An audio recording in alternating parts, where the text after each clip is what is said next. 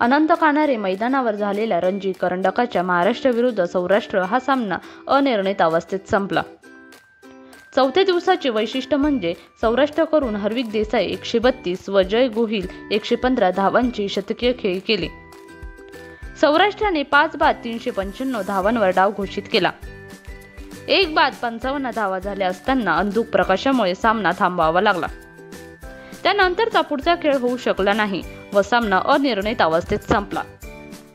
132 धावांची खेळी करणारा हार्दिक देसाई सामनावीर ठरला। यावेळी झालेल्या बक्षीस वितरण प्रसंगी एनडीसीएचे अध्यक्ष विनोद शाह, ॲडव्होकेट विलासभाऊ लोणारी, सेक्रेटरी समीर रक्ते, खजिनदार हेमंत देशपांडे, नितीन धात्रक, विवेक केतकर आदी उपस्थित होते। एनके न्यूजसाठी अस्मिता खैरनार, नाशिक।